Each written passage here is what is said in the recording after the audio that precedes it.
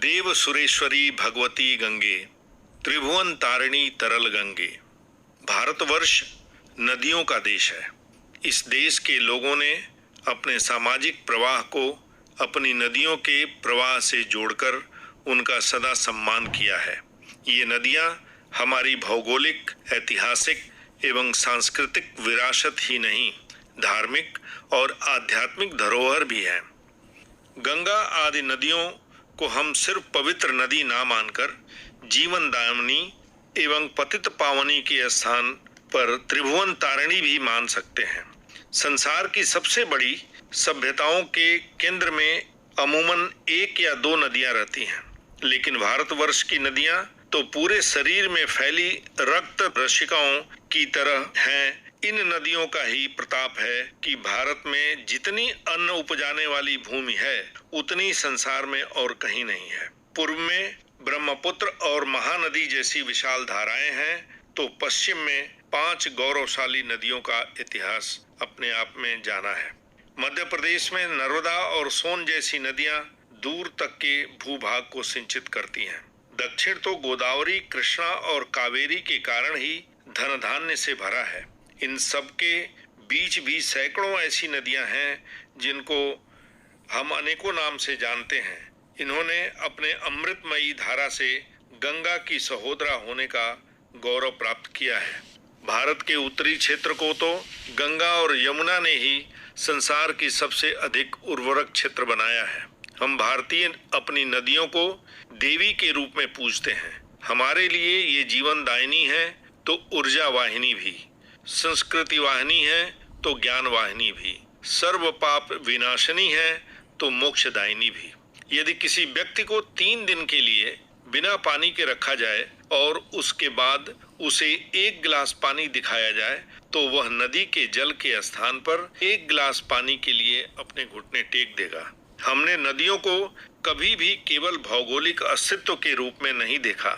हमने हमेशा उन्हें जीवनदायक तत्वों के रूप में देखा है, क्योंकि हमारे शरीर की 70% से अधिक मात्रा पानी ही है। जब भी हम जीवन की तलाश करते हैं तो सर्वप्रथम पानी की एक बूंद की तलाश करते हैं। प्राचीन काल से ही हमारे ऋषि मुनियों ने यह बात मानी है कि मानव शरीर का बुनियादी विज्ञान ग्रह, सौरमंडल, ब्रह्मांड आदि 5 तत्वों पर आधारित है। पृथ्वी, जल, अग्नि, वायु और आकाश। अन्य तत्वों की तरह जल तत्व हमारे जीवन के लिए बुनियादी आवश्यकता है। इससे हम अपना मुंह नहीं मोड़ सकते। नदियां हमारे संस्कृति की प्रतीक है। हमारे संस्कृति के प्रतीक के साथ साथ भारतीय जनमानस की स्वच्छता और निर्मलता की भी प्रतीक है। परंतु आज के प्रतीक मानव लोभ के कारण दूषित होते जा रहे हैं। अगर हमें अपनी संस्कृति को बचाना है तो गंगा सहित अन्य नदियों को भी बचाना होगा।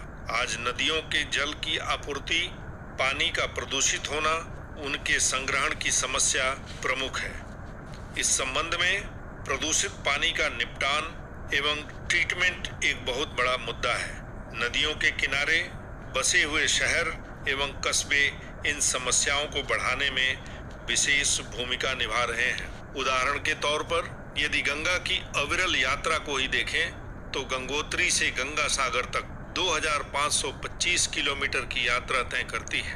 अनेक नामों से भी जानी जाती है एवं रिहायशी कूड़ा करकट फेंकने के कारण जल प्रदूषित हो चुका है। यहाँ तक कि गंदगी से नदियों के पानी तक को सुखा दिया है। किसी कवि ने ठीक ही कहा है, मैं नदियां फिर भी मैं प्यासी। कभी मथुरा शहर यमुना के जल से आचमन के बाद ही द्वारकाधीश के दर्शन करता था और फिर उनके दैनिक कार्य व्यापार आरंभ होते थे। आज जन भावनाओं एवं यथास्थिति को देखते हुए समय आ गया है कि हम सभी समय की पुकार के दृष्टिगत आगे आएं और अपने अपने क्षेत्र में सामूहिक मुहिम चलाकर सरकारी एवं गैर सरकारी अभियान में हिस्सा बने।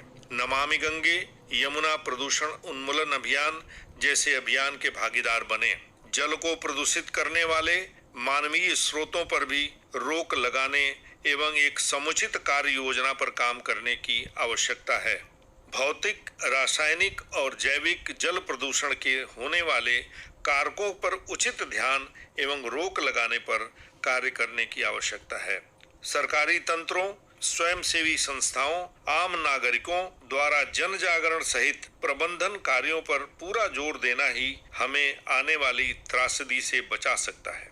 व्यक्ति के मृत्यु के पश्चात उनके अवशेष एवं त्योहारों पर मूर्ति विसर्जन का भी प्रभावी उपाय खोजना होगा ताकि हमारी नदियां स्वच्छ रह सकें। और अंत में मैं अपनी बात समाप्त करूंगा महर्षि वाल्मीकि के श्लोक के साथ। गांगम वारी मनोहारी मुरारी चरण श्रुतम त्रिपुरारी शिरश्चारी पापहारी पुनाक माम।